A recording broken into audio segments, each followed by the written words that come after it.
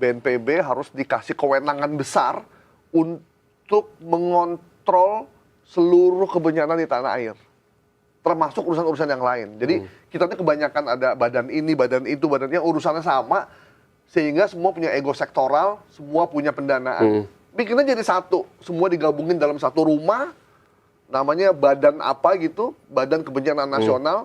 BNPB sebagai leadingnya, ya udah dipecah namanya, tapi urusan cuaca, urusan kita dikasih tahu kalau di gedung misalkan, ada gedung yang baik.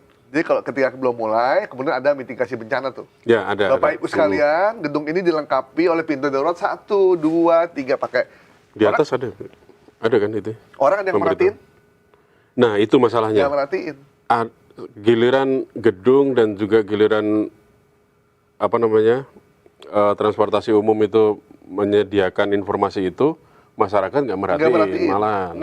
Tapi ya ada juga gedung yang nggak ngasih mitigasi juga. Bahwa kita punya pintu, ada 4. Pintu daruratnya pintu gitu daruratnya kan. di sini, di sini. Kita punya kamar mandi di sini. Itu sebenarnya udah jadi SOP belum sih? Harusnya ada SOP. Ada kan ya? Harusnya SOP. Sama kayak kita naik pesawat. Ya. Pesawat ada kan gitu. Teman-teman naik pesawat, pramugari nggak pernah ngomong soal itu. Padahal kita udah hafal juga kan. Dia lalu pintu darurat ada 2 di sebelah kiri. Itu sebagai penerbangan internasional. Yang harus dilakukan. Ya, harus dilakukan. Mau udah hafal juga tetap harus semua mesti begitu sebenarnya. Gitu. Harusnya ini juga bisa dilakukan untuk penanggulangan atau pencegahan bencana alam juga ya. Iya benar, bisa. Apalagi Indonesia yang disebut tadi sebagai supermarket, Coba supermarket makanya ada satu desa, misalkan desa dulu ada sebutkan desa sukses KB. Ya. Terus apa lagi? Harus desa desa sukses stunting. Maka kita bikin desa sadar bencana. Desa itu sudah paham apa yang mesti dilakukan ketika terjadi bencana. Baik longsor, gunung meletus, banjir, gempa. Dia udah tahu apa yang mesti dilakukan. Kira-kira kalau desa sadar bencana itu, di rumah itu mereka udah siapin tas darurat. Ya kan aturannya begitu, SOP-nya. Setiap rumah itu udah punya tas darurat. Tas darurat itu isinya baju, senter, radio, charger handphone kalau sekarang, terus alat-alat komunikasi, alat-alat P3K, terus bekal makanan gitu ada. Iya, yang instan gitu. Itu kalau terjadi sesuatu, ambil itu. Udah, tinggal. Jadi kita udah tahu tasnya ada di mana. Tinggal saut gitu aja. Termasuk surat-surat penting. Jadi ketika ada bencana, yang dipilih cuma 2. Satu tempat surat-surat penting, satu lagi tempat bekal untuk bencana alam. Apakah di rumah kita sudah udah itu? begitu? Kayaknya belum. Kayaknya belum. Ketika ada sesuatu kita bingung nyari apa yang mesti kita lakukan, bingung.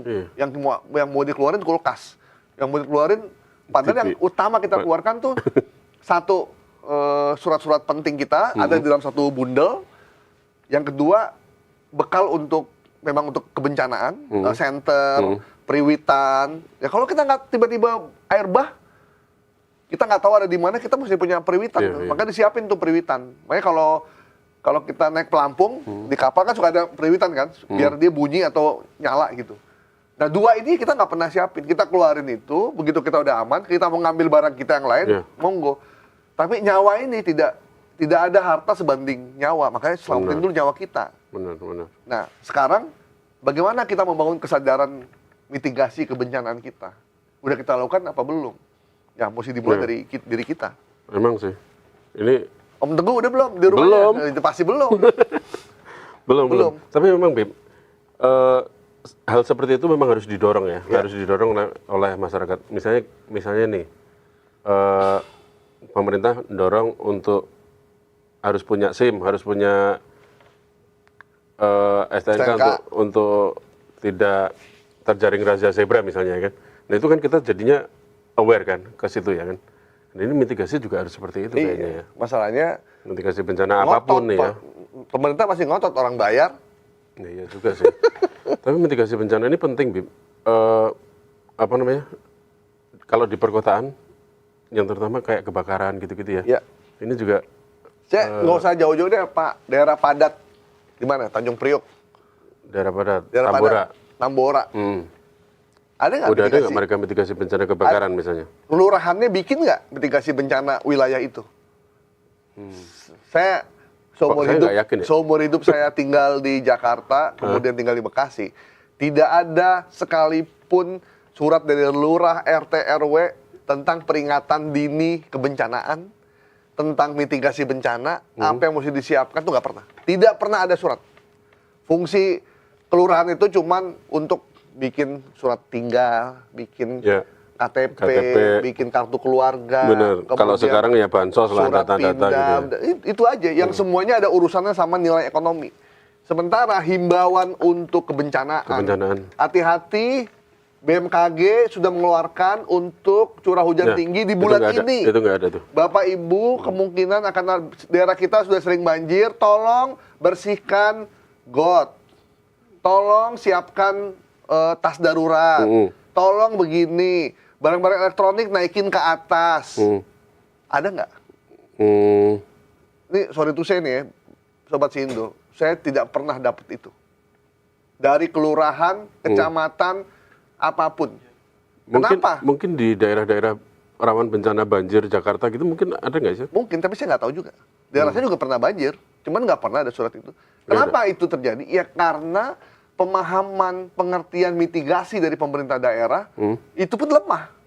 Karena pemerintah juga lemah ya masyarakat itu otomatis lemah. Coba kalau pemerintah daerahnya, coba Bapak Ibu kelurahan ya, minta para RW ngomongin ke masjid-masjid, ke gereja. Curah hujan tinggi Bapak Ibu dalam 3 hari ke depan.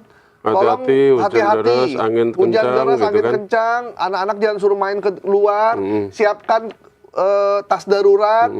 Tolong barang elektronik naikin ke atas, karena kita rawan, saya yakin. Yang punya pohon rindang ditebang-tebangin rantingnya gitu ya. Himbauan-himbauan gitu ya. Nggak ada. Itu kenapa? Perlu ya sebenarnya. Karena pemerintah juga belum merasa aware, belum merasa penting. Dan itu yang disayangkan. Dan nggak ada ini loh, kesigapan, wah ini bahaya nih, kasihan rakyat, kasihan nih warga, gue mesti ngabarin. Bikin. Baru setelah kalau kerjanya cuma duduk terima orang mau apa ini bayar segini ya kita sedih juga gitu. Makanya itu BNPB sebagai leading sektor harus dikasih kekuatan yang lebih luas. Undang-undang kebencanaan mesti dirubah. Dia harus bisa masuk ke pemerintah daerah, menghimbau, memaksa pemerintah daerah untuk melakukan ini, lakukan ini, kerjakan sekarang. Kalau nggak gitu kita akan begini-begini terus.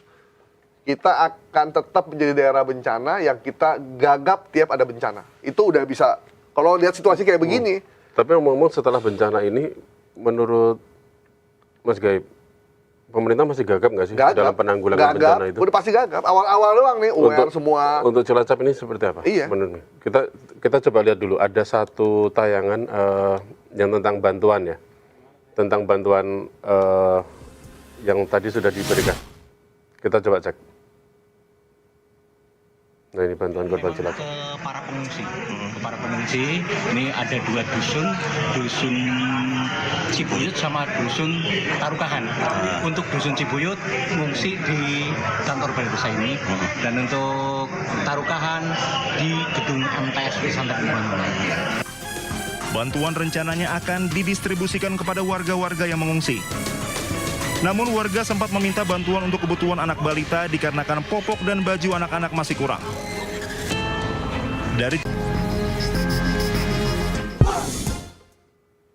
Ya udah, mudah-mudahan bantuan akan terus masuk.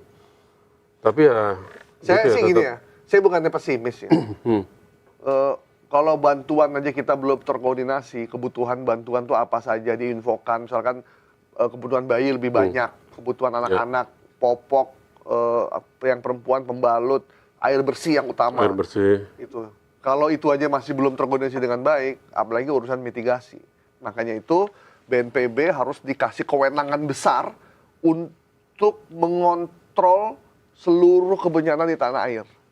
Termasuk urusan-urusan yang lain. Jadi kita tuh kebanyakan ada badan ini, badan itu, badan yang urusannya sama, sehingga semua punya ego sektoral, semua punya pendanaan. Bikinnya jadi satu, semua digabungin dalam satu rumah, namanya badan apa gitu, Badan Kebencanaan Nasional, BNPB sebagai leadingnya, ya udah dipecah namanya, tapi urusan urusan cuaca, urusan longsor, perencanaan, semua itu ada di situ.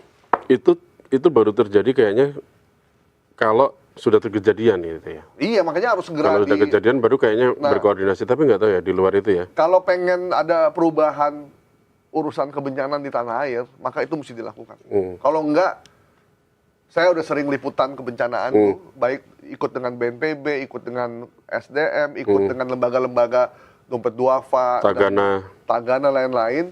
Bener-bener kita perencanaannya sangat lemah, begitu di lapangan pun nggak jelas siapa yang ngurus ini, siapa yang ngurus itu. Nih sorry to say, ini fakta di lapangan ya. Masyarakat butuhnya air bersih, yang datang makanan. Masyarakat butuhnya popok bayi, yang datang apa gitu. Jadi nggak jelas. Begitu ada satu lokasi bencana pun kita bingung. Ini siapa yang ngatur? Siapa leadnya? Itu memang ini kejadian. Dompet Duafa mesti kemana nih? Benar. Ini mesti kemana nih? Gitu. Jadi mudah-mudahan para pemimpin DPR, pemerintah lebih aware dengan urusan ini. Kalau enggak, kasihan masyarakat jadi korban. Jadi yang pertama, Bib, mitigasi harus lebih ditingkatkan, pencegahan hingga sampai ke RT RW ya, harusnya ya. Benar. RT RW harus aware ya, memberikan awareness ke masyarakat, biar masyarakat lebih paham lagi bagaimana ketika mereka harus, oh ini musim hujan harus bagaimana. Terus yang berikutnya, ini ya, pelatihan itu perlu ya, Bim? Ya. Untuk meningkatkan ya masyarakat biar lebih paham lagi lah, harus seperti apa. Oke. Oke? Tetap gua. Oke ya,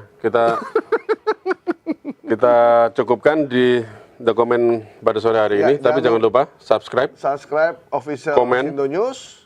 Kasih komen, dan kalau Anda ingin tahu lebih dalam, terutama tentang mitigasi bencana ini, komen-komennya seperti apa. Anda kalau punya usulan silakan ya. Punya usulan ke BNPB, punya usulan ke pemerintah daerah ya. Update terus informasi kebencanaan di www.sindonews.com dan juga di Sindo News TV. Oke. Sampai jumpa. Sampai jumpa, Sobat Sindo.